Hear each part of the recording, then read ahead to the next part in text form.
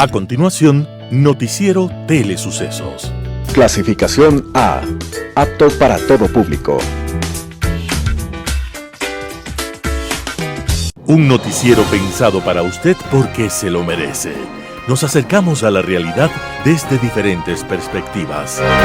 Noticiero Telesucesos. Primera parte del Noticiero Telesucesos con las noticias más importantes del día. Hoy entregamos a nuestra audiencia de la ciudad de Quito deportes y en especial a la parroquia de Calderón, uno de los sectores populares de mayor desarrollo de la ciudad, con una población estimada en 1 millón de habitantes que están en contacto diario con el canal 29 UHF y el canal 29.1 UHF Digital, presente con sus instalaciones deportivas en Llano Grande, su centro de gravedad. Arena Telesucesos, el escenario cubierto para la práctica del deporte 100% ecuatoriano, el Ecuavóley. Telesucesos es un canal de televisión que incorpora a su programación manifestaciones culturales y deportivas que marcan la identidad de nuestro país. Consideramos que el Ecuavóley es una manifestación deportiva con partida de nacimiento popular y nombre propio ecuatoriano. ¿Cómo llegar?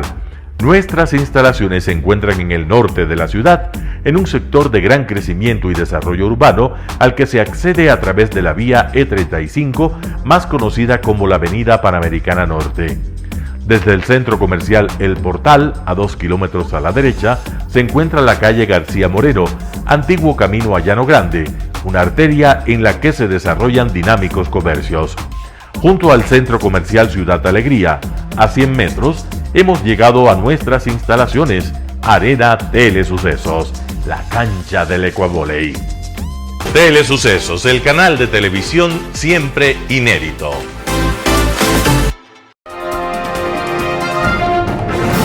Un día como hoy. Un médico cirujano en un viaje por mar naufragó y llegó a tierras extrañas. En una misteriosa isla, los habitantes medían apenas unas pulgadas. En otra, solo existían gigantes. Y así, de sorpresa en sorpresa, nos lleva a lugares dominados por nobles caballos, mientras que las bestias éramos los humanos. Esta novela es un clásico llamado Los viajes de Gulliver y su autor es Jonathan Swift, un pastor protestante preocupado por la sociedad humana. Muchos lectores creen que se trata de una historia infantil, pero en verdad es una de las grandes obras satíricas en la historia de la literatura. Swift retrata a los humanos con todas sus mezquindades e insensateces. Encuentra pueblos que, manipulados por los gobernantes, van a la guerra porque discuten de qué manera se debe romper la cáscara de los huevos. Tras la apariencia de una historia infantil, Swift critica la invasión inglesa a Irlanda, los sueños humanos de la inmortalidad e inclusive defiende los derechos de los animales. Al final,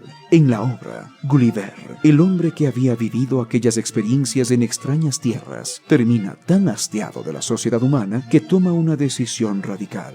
Al regresar a Inglaterra, Gulliver rechaza a los humanos y empieza a vivir en paz y armonía con los caballos, a los que descubre como más nobles. Jonathan Swift estaba naciendo un día como hoy, 30 de noviembre de 1667, y nació para invitarnos a reflexionar sobre los gigantes ocultos que existen dentro del... Las principales noticias del día.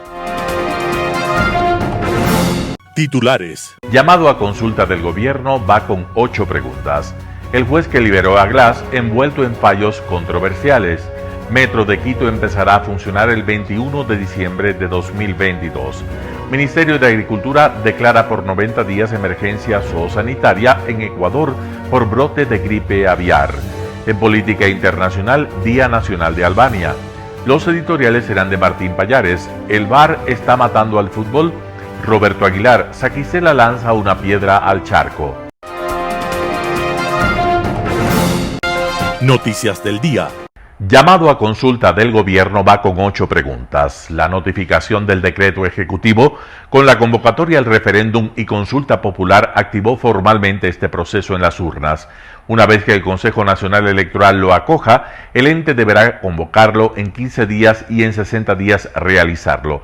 La idea por ahora es que coincida con las elecciones seccionales del 5 de febrero de 2023 y de los 7 vocales del Consejo de Participación Ciudadana y Control Social. Este 29 de noviembre de 2022, el presidente Guillermo Lasso firmó el decreto ejecutivo 607, que incluye los anexos y considerandos de las 8 preguntas que tienen luz verde de la Corte Constitucional.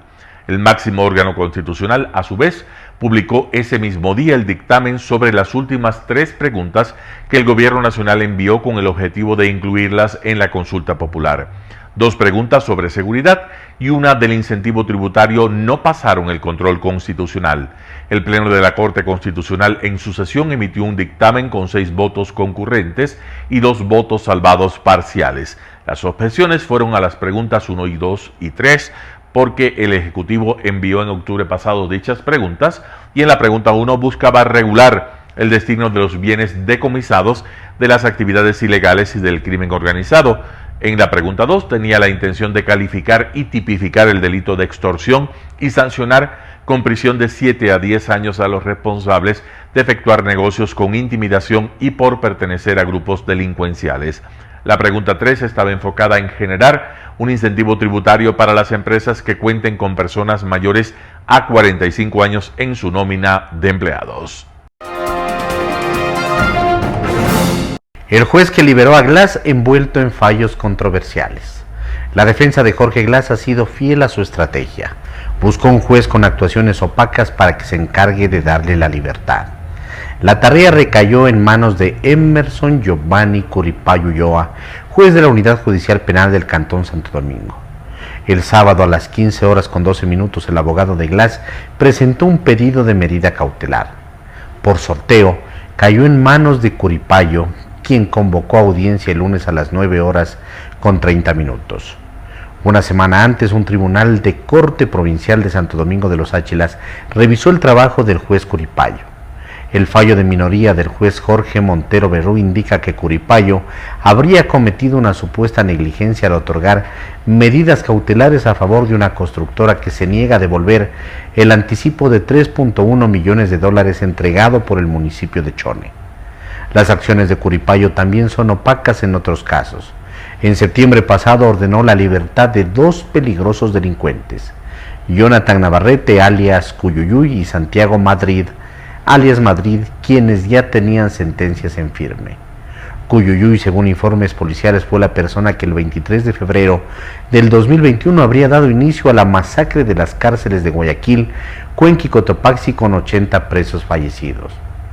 Cuyuyuy habría intentado asesinar a quien había sido su líder, José Adolfo Macías Villamar, alias Fito, actual capo de los Choneros.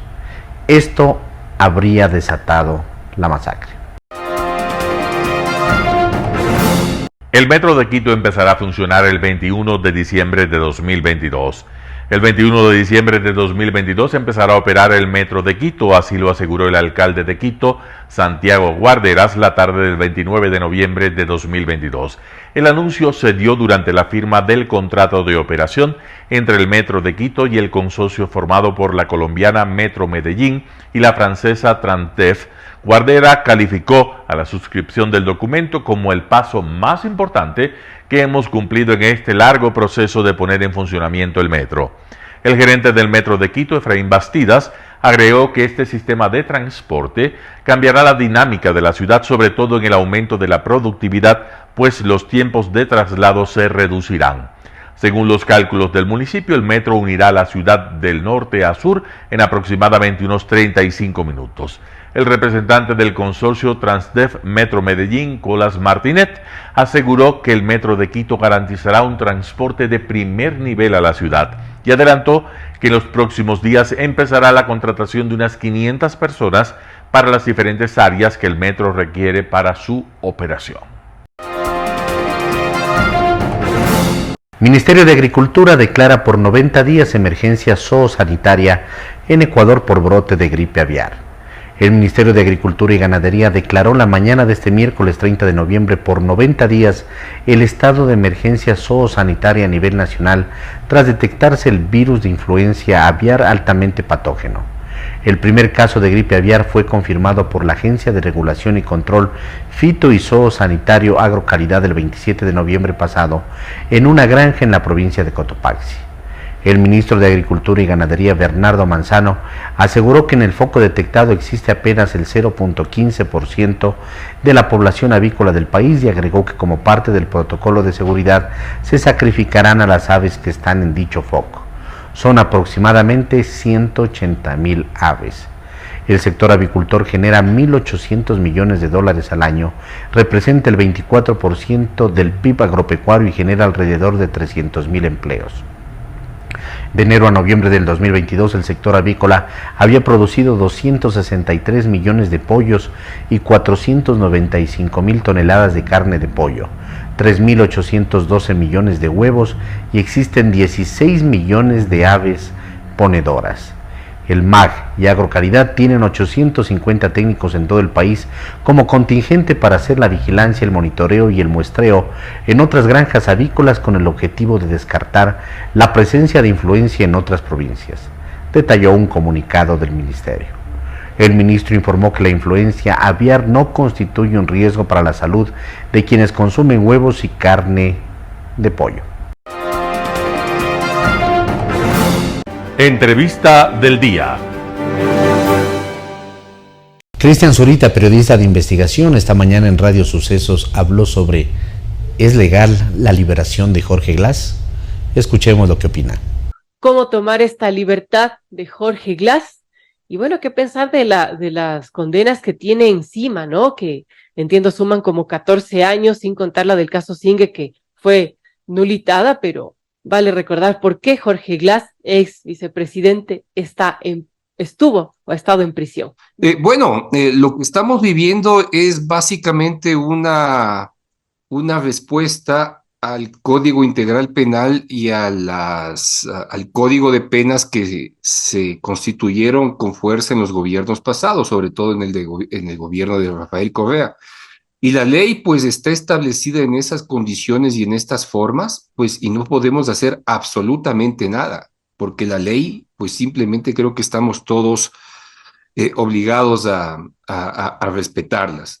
Si le correspondía ya por las condiciones que se han generado, el hecho de haber declarado nulo la investigación constituida por el caso Singue, ir a foja cero y que no exista una sentencia condenatoria en contra de él, le permitía pues acceder a esta condición y pues la ha cumplido y en menos de un mes, ¿sí? Hemos visto cómo efectivamente ha salido ya bajo las condiciones de prisión domiciliaria. Oponernos a eso no podemos, porque es la ley, salvo que los ecuatorianos efectivamente entremos en un proceso de diálogo y de debate para cambiar estas condiciones, ¿sí? Ahora, cambiar las condiciones y convertirlas en más draconianas, vemos que en las condiciones y circunstancias del país, pues es lo menos viable por los propios hechos, ¿no? De tal manera que son condiciones a las que por ahora tendremos que someternos. Las condiciones del país no son fáciles. Es un poco que para las propias condiciones del ex vicepresidente dentro de la cárcel no habrán sido fáciles. Hemos visto cómo prácticamente en todas las cárceles se han generado masacres brutales y es posible que dentro de las circunstancias en las cuales se encontraba él preso, en algún momento hubiese podido vivir una circunstancia de peligro. Eso simplemente ya no se va a dar por ese lado. Aspiramos que se dé una disciplinada observación y control con respecto al tipo de prisión que tiene que enfrentar y pues creo que es un buen momento para recordar básicamente las condiciones en las cuales él fue apresado, Verónica, y creo que después de esta introducción vale señalar, ¿sí? Pero recordemos que Jorge Glass en primera instancia, ¿sí? Está preso no por las grandes investigaciones que se hubiesen podido hacer dentro del Ecuador, ¿sí? Él está preso por el caso Odebrecht, ¿sí? Y es gracias a Odebrecht, a través de la cooperación integral penal, sí, que firmó la Procuraduría General del Brasil, o la Procuraduría Federal del Brasil, con la Fiscalía General del Estado, a que la empresa, sí, pues entregó detalladamente cada uno de los documentos en los cuales se evidenciaba la participación de Jorge Glass en lo que significaba la entrega de sobornos por parte de la empresa a su tío Ricardo Rivera. ¿Sí? Pasa por allí. No pasa porque los ecuatorianos hayamos hecho algún tipo de descubrimiento especial con respecto al caso Odebrecht. Pasa porque Odebrecht, ¿sí?, tenía en sus manos todos los registros de lo que significaba la entrega de sobornos a través del Departamento de Operaciones Estructuradas que funcionaba en Panamá, ¿sí?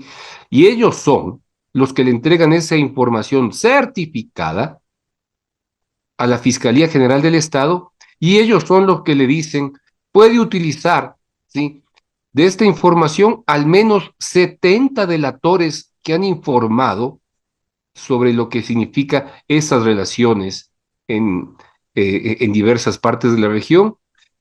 Y pues que en el Ecuador básicamente tuvo como principal protagonista a José Concienzado Santos, que fue el último superintendente de la empresa, que evidenció con pruebas, ¿sí?, los acuerdos que se habían llegado, no solo con el tío de Jorge Glass, sino a través de la Contraloría General del Estado con Carlos Polit, y pues luego de las relaciones que se extendieron, que ya se van entendiendo qué pasó, con otros importantes implicados como Galo Chiriboga, ¿sí? De tal modo que cuando el entonces ex amigo del presidente de la República, Carlos Vaca Mancheno, ¿sí?, asume la Fiscalía General del Estado y recibe esta información, no le queda otro remedio que actuar. Sí, porque quien inició básicamente este proceso de entendimiento fue Carlos Vaca Mancheno, independientemente de sus acciones y cercanías que le correspondían con el gobierno de ese entonces, pues lo hizo. ¿Y por qué lo hizo? Porque las pruebas eran por demás evidentes, es decir, a Carlos Vaca Mancheno no le quedaba otro camino, ¿sí?, otra posibilidad que actuar, ¿sí?, con fuerza. Y pues en eso la fiscal que asumió la investigación, que era la fiscal de anticorrupción de entonces, es la actual fiscal general del Estado, Diana Salazar Méndez. De tal manera que hay que recordarle a la gente y hay que recordarle sobre todo al correísmo que cuando dicen que efectivamente es un hombre inocente que no tiene pruebas, hay que decirles que sus socios, los corruptos, los delatores de Odebrecht, para salvarse de una serie de penas en su país, básicamente en el Brasil, entregaron a todos los corruptos de la región, no solo a Jorge Glass, ¿sí? No solo a Jorge Glass.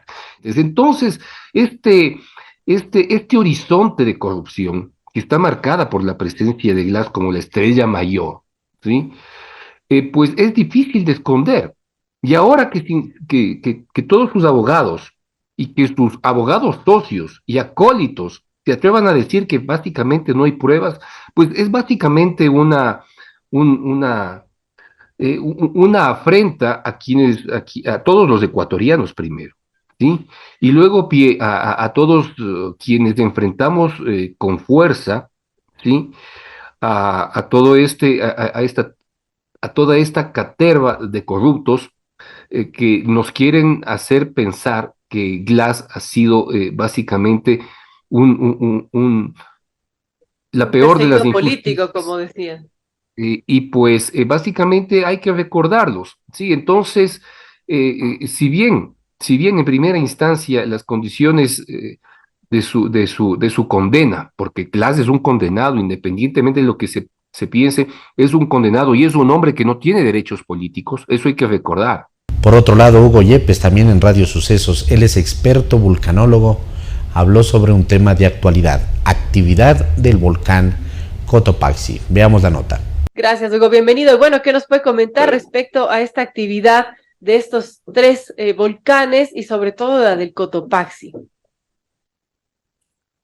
Bueno, a ver, fundamentalmente el tema con el Cotopaxi es un tema que debe ser de mucha atención por todos, porque es el volcán que más riesgo representa para la comunidad. Tenemos que entender y asimilar un par de conceptos que son importantes, ¿no? Uno es el peligro, es decir, la posibilidad de que genere algún tipo de producto volcánico que pueda generar daño, y lo otro es el riesgo que implica que esos productos volcánicos lleguen a la gente, a lo que está construido, es decir, al mundo desarrollado. Si es que vemos el Sangay y el Redentador, el Sangay sobre todo está tan aislado que casi no tiene riesgo. Es un volcán activo, pero sin mayor riesgo, un poco de ceniza que puede caer en función de los vientos hacia el callejón interandino y la zona del Golfo de Guayaquil. Y el Redentador está también aislado, tiene bastante cerca, unos 8 kilómetros los dos oleoductos, más la vía hacia el oriente, hacia la zona de La Guardia. Pero en cambio el Cotopaxi, alrededor del Cotopaxi viven algunos cientos de miles de personas, y directamente en las zonas de influencia y de potencial afectación que se tiene en los drenajes que nacen en el volcán, viven más de 100.000 personas, y en donde hay una amenaza directa, un riesgo directo, perdón, hacia la población. Entonces, con esto, insisto, ¿no? Nuestra importancia, o la importancia la debemos dar al Cotopaxi por la actividad que estamos dando desde el 2015.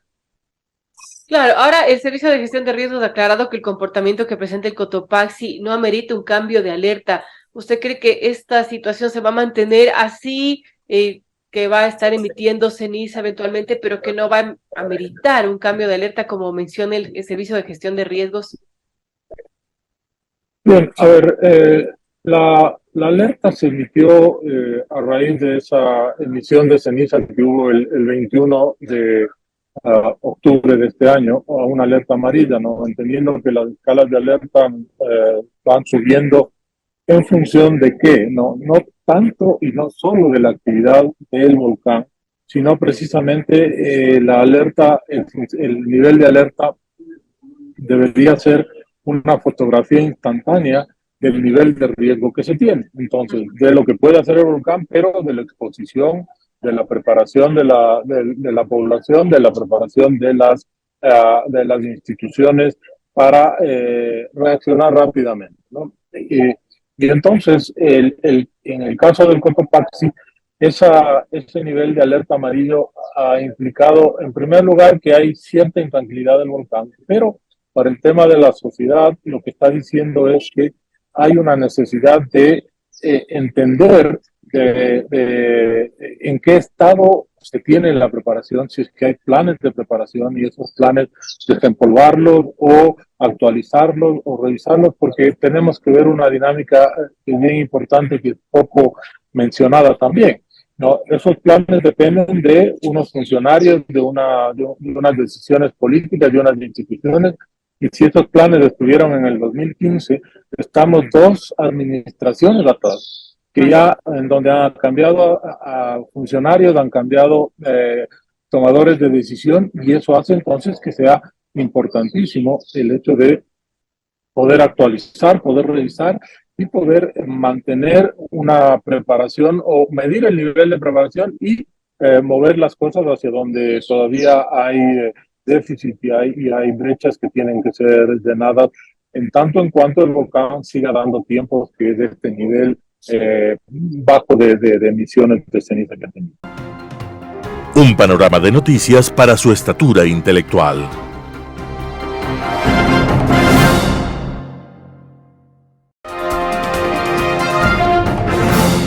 Global Hoy con Alan Cate. Día Nacional de Albania. Justamente hace 110 años, hoy, un 28 de noviembre, se proclamó la independencia nacional de Albania tras la caída de Kruša, el último baluarte de la resistencia albanesa en 1478, hace 545 años. La resistencia albanesa fue dirigida por George Kastriotis, un príncipe albanés convertido al catolicismo, que duró prácticamente 30 años, derrotando todos los intentos turcos para la captura de Kruja, que solo caerá 10 años después de la muerte de Kastriotis, despertando la admiración de Europa. Kastriotis se convierte en el héroe nacional albanés por excelencia. Napoleón lo consideró uno de los más hábiles y brillantes generales defensivos de la historia, por la brillante labor que desempeñó en la defensa de su país. En Roma, como en otras ciudades europeas, hay importantes monumentos recordando esa gesta.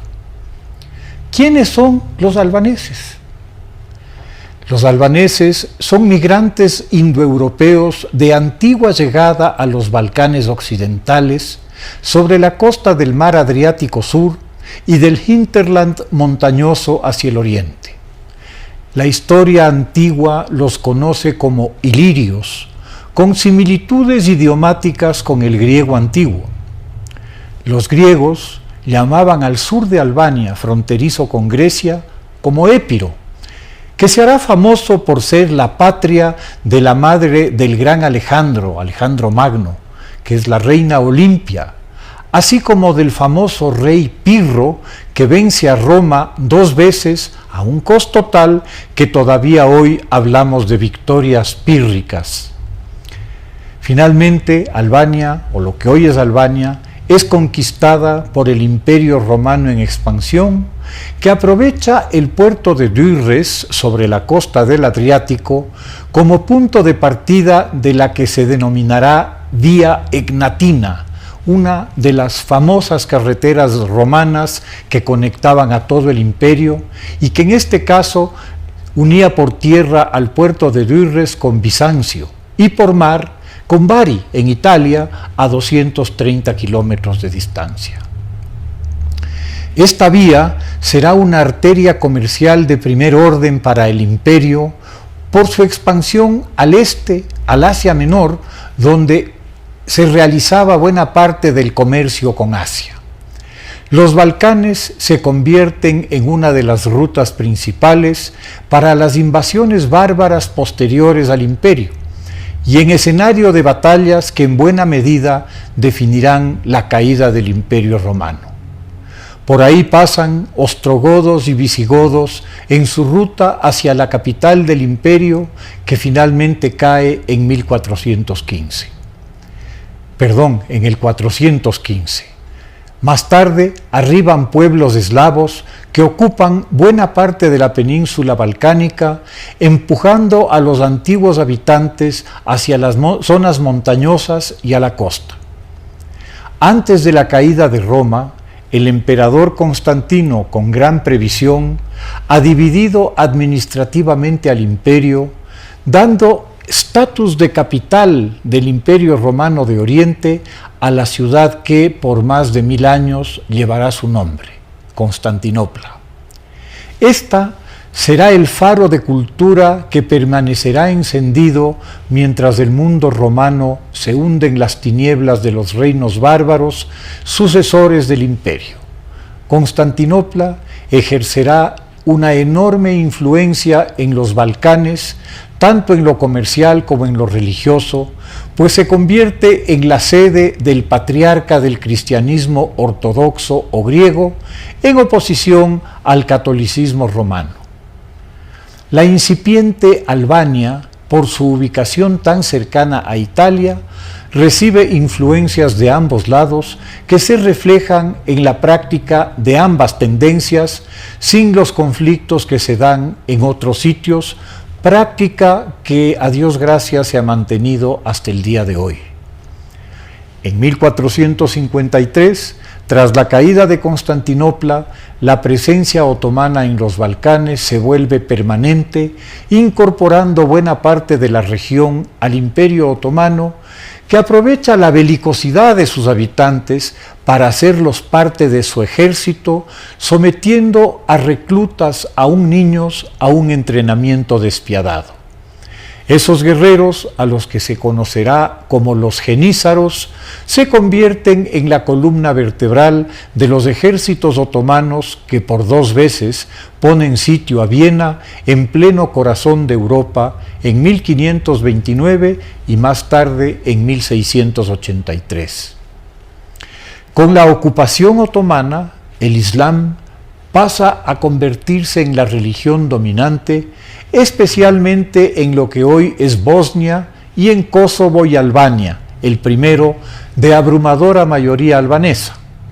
Kosovo se ha convertido en piedra de toque para toda la región en su intento de integración a la Unión Europea por la negativa serbia a reconocer al país, antigua provincia de Yugoslavia, y luego de Serbia, con argumentos que apelan a unas nostalgias históricas muy poco relevantes para el 90% de los habitantes kosovares, de cultura, lenguaje y etnia albanesa, que bajo el gobierno serbio fueron segregados en su propia tierra para finalmente sufrir la agresión militar serbia, empeñada en mantener la dominación serbo-kosovar del país en una repetición de la limpieza étnica que realizaran antes en Bosnia cuando la disolución de Yugoslavia.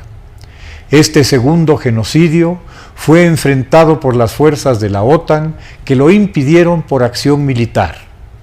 Kosovo ya ha recibido el reconocimiento como país de una parte importante de la comunidad internacional.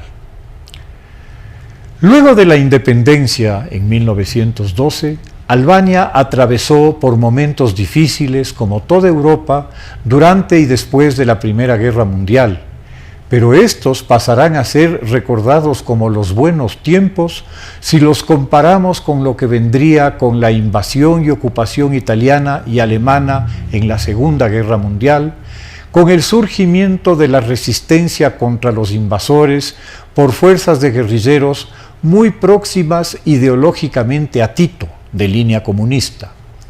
Tras la derrota del Eje, el líder de esas guerrillas, Enver Hoxha, toma el poder y establece la más dura dictadura comunista europea que durará hasta la caída del Imperio Soviético en 1992, imperio del cual se ha separado y se ha alejado por discrepancias ideológicas desde 1948.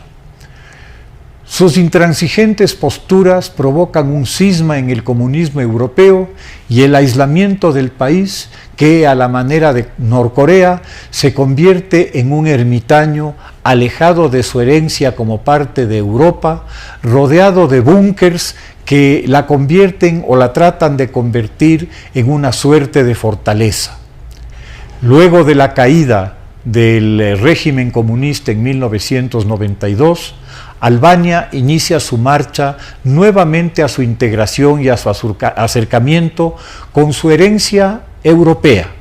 Y ese camino lo demuestra de la manera más clara y evidente, acogiendo en su territorio y ofreciendo su espacio para que las fuerzas de la OTAN puedan utilizar el espacio aéreo y territorial albanés para llevar suministros y enviar logística al frente iraquí durante la invasión de Irak. Hasta el día de hoy, ese acercamiento con Occidente está presente y es parte esencial de los objetivos que Albania tiene de cara a sus relaciones internacionales, su integración con la Unión Europea, para lo cual está dando todos los pasos necesarios para obtenerla. Contrariamente a otros países de la región, Albania ha demostrado de manera absoluta su compromiso con la cultura occidental. No sucede lo mismo con otros países de la región que han buscado o mantener una tradicional cercanía con gobiernos autoritarios, por llamarlos de una manera, que en este momento están enfrentados a la postura y a la vivencia de Europa. Esperamos que pronto Albania pueda ser parte de la Unión y parte de esa herencia europea. Que así sea. Editorial. ¿El VAR está matando el fútbol? Artículo de Martín Pallares publicado en el portal digital Cuatro Pelagatos. La forma milimétrica y hasta holográmica con la que el VAR está decidiendo si un gol es válido es escalofriante. El deporte que se convirtió en el espectáculo más popular y universal por su fluidez, a diferencia del básquet y el fútbol americano, y la épica polémica que lo adorna desde hace más de 100 años, podría terminar en un engorrojo ejercicio más parecido al de un laboratorio de nanotecnología y perder así su enorme encanto. Lo que se está viviendo en Qatar es una evolución del VAR que se inauguró en el Mundial del 2018. Desde entonces, preocupaba que las interrupciones que se producen a la hora de saber si un gol es lícito enfriaran la pasión futbolera. Para evitar esas demoras, lo que se está haciendo en Qatar es el SAOT, que en español significa tecnología semiautomática del offside. El SAOT llegó con la promesa de entregar al VAR un veredicto en un promedio de 70 segundos. Antes se tomaba 95 segundos. El jefe de arbitraje de la FIFA, Pierluigi Collina, lo describió como más rápido y preciso y dijo que ofrece una mejor comunicación con los fanáticos. El sistema consiste en que la inteligencia artificial analiza los datos de geolocalización para trazar las posiciones de los jugadores cuando se patea un balón. Si la inteligencia artificial considera que un jugador está en fuera de juego, envía una alerta al VAR mostrando el punto de lanzamiento del balón y la línea de fuera de juego. Tras comprobar manualmente esa alerta, el funcionario del VAR informa al árbitro y se modifica cualquier decisión sobre el terreno. Es decir, mientras un jugador y su hinchada está festejando un gol, puede ser que entre el VAR y el árbitro estén analizando anularlo. Para que todo esto funcione, el VAR utiliza los datos enviados por un sensor situado dentro del balón, el Adidas Al-Rila, que transmite su ubicación 500 veces por segundo junto con la de 12 cámaras en el estadio que siguen el balón y 29 puntos del cuerpo del jugador. Las cámaras transmiten su información 50 veces por segundo. La inteligencia artificial también crea un gráfico en 3D que muestra la línea de fuera de juego y la posición de los jugadores. Este gráfico se da a conocer a los aficionados dentro del estadio y en la televisión. La punta del pie de Messi en offside que anuló un gol de la Argentina contra Arabia Saudita es un ejemplo. Nadie lo vio, pero ahí estaba. Este sistema, sin embargo, no ha subsanado lo que la FIFA quería y lo ha complicado más. Aunque hay poca controversia sobre la exactitud de las decisiones bajo el SAOT, las penalizaciones a un jugador por márgenes no visibles para el ojo humano se está convirtiendo en las verdaderas protagonistas de los partidos. Interpretar lo que dice el VAR se ha convertido en un laberinto para quienes toman la decisión final. Poco antes del Mundial, el problema fue detectado en la Champions League. Se anuló un gol al delantero del Tottenham y de Inglaterra, Harry Kane, en la victoria contra el Sporting de Lisboa por la interpretación de una subcláusula de la ley del fuera de juego que tardó 4 minutos en ser dilucidada. En ese caso, el retraso se provocó por la intervención humana, cuyo trabajo era aplicar la ley del fuera de juego a lo que habían visto en las imágenes 3D. La falibilidad y la subjetividad humana parece ser paradójicamente el mayor obstáculo para que el VAR funcione de manera eficiente. ¿Qué significa para el futuro que la tecnología y su interpretación conviertan al fútbol en un engorroso ejercicio tecnológico? El tema suscita debates. The Atlantic, uno de los medios más prestigiosos de los Estados Unidos donde se debaten las ideas contemporáneas, publicó la semana pasada un extenso artículo sobre lo que ocurrió a Ecuador en su partido frente a Qatar. Su autor, Jacob Stern, sostiene que lo que puso en evidencia la anulación del gol de Ener Valencia es que el fútbol está perdiendo de vista el sentido de los árbitros y del deporte. Si se comienza a pitar lo invisible, dice, pondremos cada posible infracción bajo el microscopio y el juego sería totalmente inviable. Cuando el cabezazo de Valencia entró al arco, los aficionados festejaron. Ni siquiera los comentaristas consideraron la posibilidad de que el gol se anulara y las audiencias televisivas tampoco lo hicieron. Nadie lo pidió. Si el partido hubiera continuado, nadie lo habría pensado dos veces. Según Esther, que la punta del zapato o la frente de un jugador esté en offside es irrelevante porque el ojo humano no lo ve. La alta tecnología sí.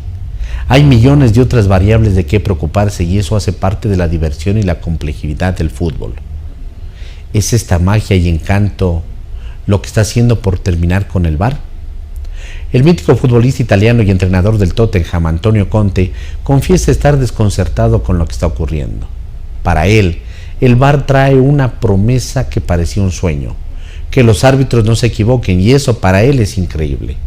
Pero tan increíble como eso es quedarse 4 o más minutos y mantener a la gente pendiente de lo que van a decidir en ese cuarto donde se manejan los equipos.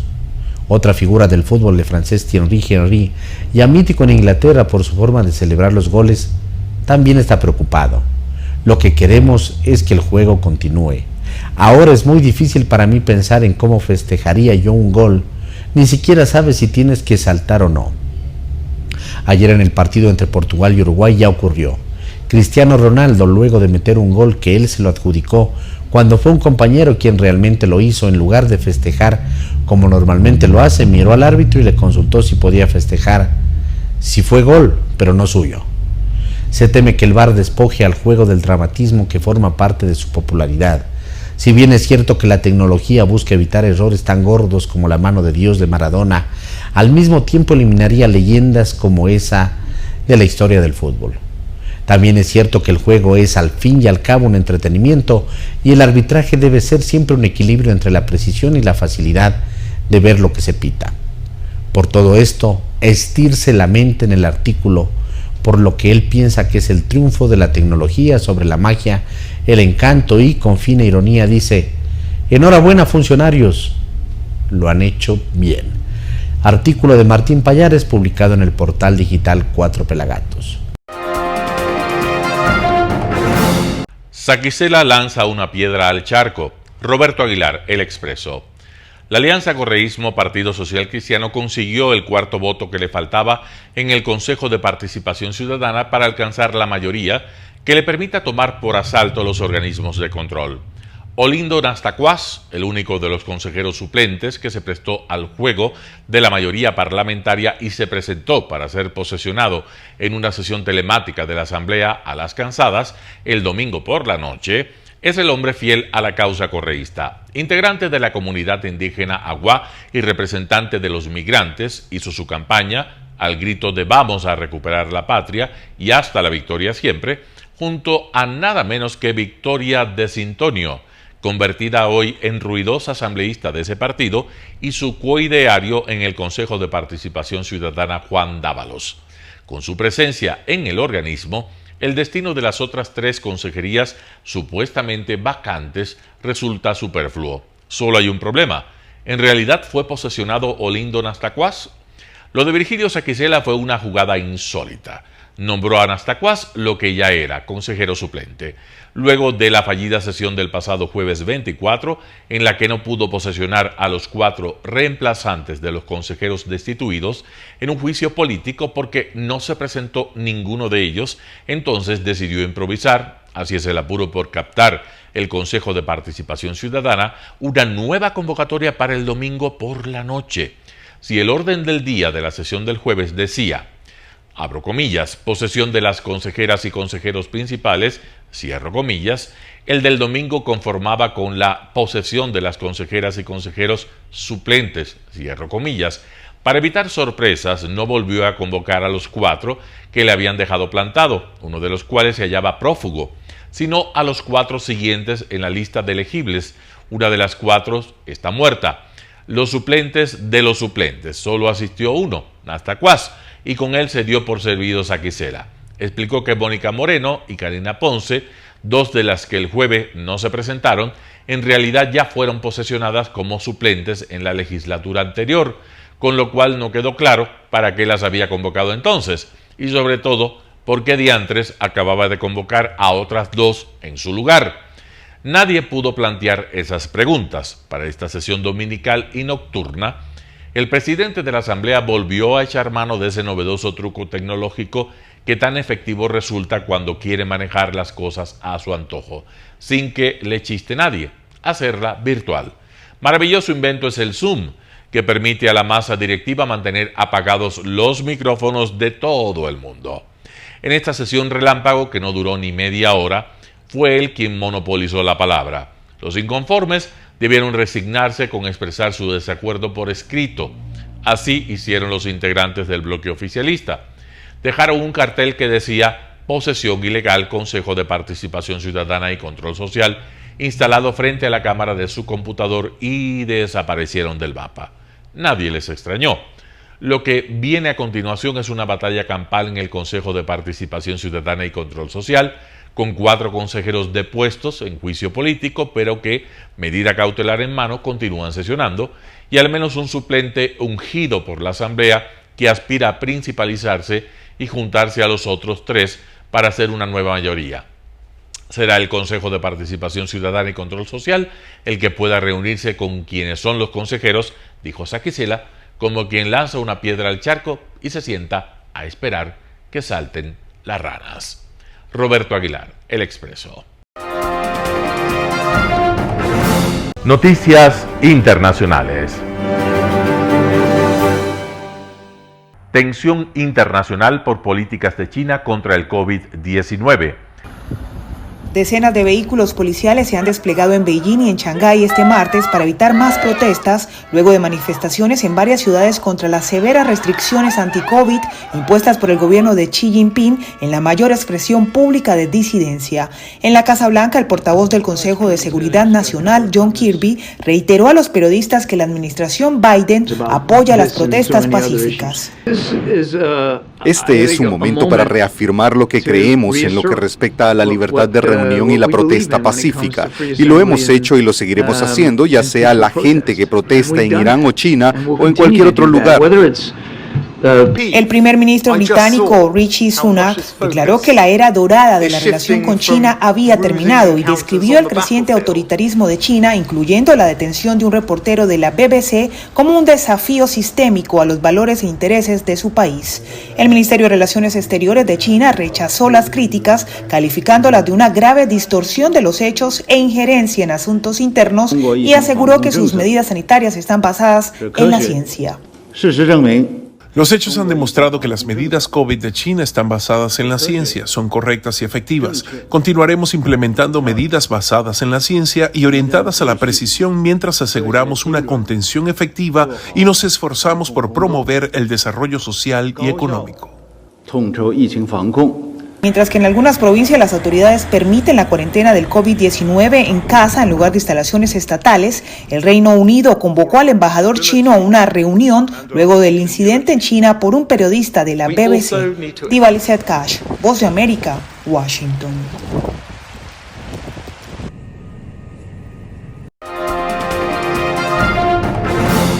Comienza la visita a Estados Unidos del presidente de Francia, principal aliado internacional de Joe Biden. Emmanuel Macron llega a Estados Unidos. El presidente de Francia ya está en Washington como invitado a la primera visita de Estado de la presidencia de Joe Biden, un reinicio de las citas diplomáticas que había estado en suspenso por la pandemia. Una larga agenda espera a 2 aliados importantes en la respuesta occidental a la invasión rusa de Ucrania, como ha señalado el portavoz del Pentágono. Viendo lo que está pasando en Ucrania, lo que está pasando en el Indo-Pacífico y las tensiones con China, Francia está realmente en el centro de todas esas cosas, y el presidente Macron ha sido un líder dinámico dentro del G7, particularmente en Europa. Y por eso el presidente creyó que este era exactamente el país correcto y más apropiado para comenzar con las visitas de Estado. Es una visita importante del aliado más antiguo de Estados Unidos y la Casa Blanca lleva días preparando su llegada, incluyendo la decoración navideña con ayuda de voluntarios. Me ofrecí para ayudar a decorar la Casa Blanca los últimos 3 días y estuve allí el lunes cuando hicieron el anuncio de la llegada de Macron. Y él va a ver unas decoraciones navideñas muy bonitas. Va a ser abrumador, porque fue un montón de gente de todos los estados para ayudar, cuenta esta trabajadora social. La última vez que Macron visitó la Casa Blanca fue en abril de 2018, citado por el expresidente Donald Trump. El viernes, Macron se dirigirá a Nueva Orleans para anunciar los planes para ampliar la programación de apoyo a la educación en lengua francesa en las escuelas de Estados Unidos. Reanudación de operaciones de Chevron genera expectativa en Venezuela. A medida que avanza el diálogo entre la oposición y el gobierno de Venezuela, el gobierno de Estados Unidos ha retirado algunas sanciones. Muestra de ello es la licencia que autoriza a la petrolera Chevron Corporation a reanudar operaciones limitadas de extracción de petróleo en el país sudamericano durante 6 meses. El experto petrolero José Toro Hardy destaca que la medida demuestra una flexibilización de las sanciones, pero considera que es absolutamente insuficiente para reactivar la economía. Tiene que haber un flujo de ingresos. Un flujo de ingresos significa que se active la economía, que se active la producción petrolera. Sobre la posible incidencia en el aumento de la producción petrolera venezolana con el impulso de Chevron, el exdirectivo de la estatal PDVSA se mostró escéptico. Yo estimo que eso puede ser en el orden de unos 350 a 400 mil barriles por día en un año. El dirigente de la Alianza Todos Somos Unidad, José Rafael Mejías, consideró como muy positiva la reanudación de actividades de Chevron y solicitó a la comunidad internacional y a la ONU que ejerzan con firmeza la tarea de ser garante de los recursos bloqueados preventivamente en el exterior. Ante la voraz e incontrolable rapiña que los integrantes del régimen le aplican a cuantos recursos manipulan, sirvan para solventar en algo la creciente y atroz pobreza que se cierne. El vicepresidente del partido político oficialista PSV, Diosdado Cabello, vio con optimismo el reinicio de las negociaciones entre ambas partes y el alivio de las sanciones en el sector petrolero. Álvaro Algarra, Voz de América, Caracas. Un fármaco experimental contra el Alzheimer ralentiza su avance por primera vez. Un fármaco experimental contra el Alzheimer ralentiza por primera vez el avance de la enfermedad. Los investigadores aún no pueden predecir los efectos reales de este descubrimiento en la calidad de vida de los participantes, pero el avance se considera una nueva esperanza tras las repetidas decepciones en la búsqueda de mejores tratamientos para el Alzheimer. Los resultados del ensayo clínico mostraron que lecanemab ralentizaba la progresión de la enfermedad y creemos que esto proporciona esperanza a los participantes, cuidadores y médicos, estimula la investigación adicional sobre el Alzheimer y las enfermedades neurodegenerativas, ha explicado un responsable de la farmacéutica japonesa Eisai. En el estudio, realizado junto a su socio estadounidense Biogen, participaron 1.800 personas que se encontraban en las primeras fases de la enfermedad, y el fármaco retrasó el empeoramiento de los pacientes unos 5 meses. Todos entendemos que esto no es una cura y todos estamos intentando comprender realmente lo que significa retrasar el Alzheimer, porque esto es una primicia para nosotros, valora la directora científica de la Asociación de Alzheimer de Estados Unidos. En este país, la Administración de Alimentos y Medicamentos está estudiando la posibilidad de acelerar la aprobación del lecanemab. Se espera una decisión a principios de enero.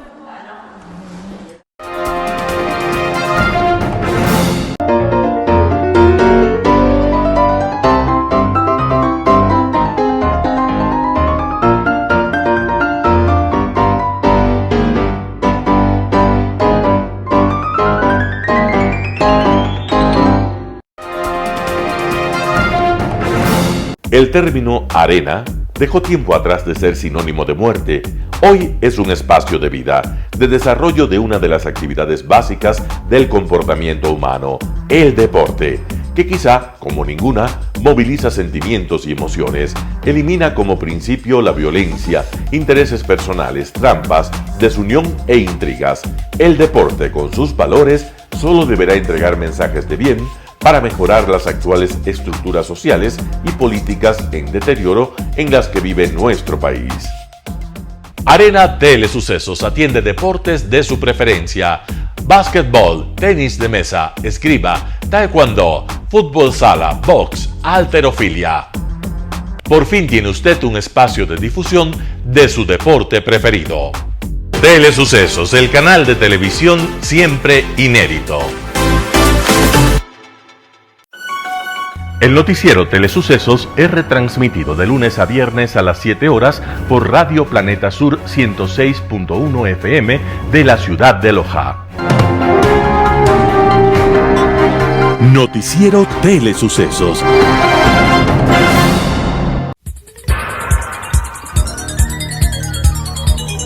Las opiniones vertidas en este espacio por la producción y dirección del programa son de exclusiva responsabilidad de sus autores y de quienes intervienen en ellos.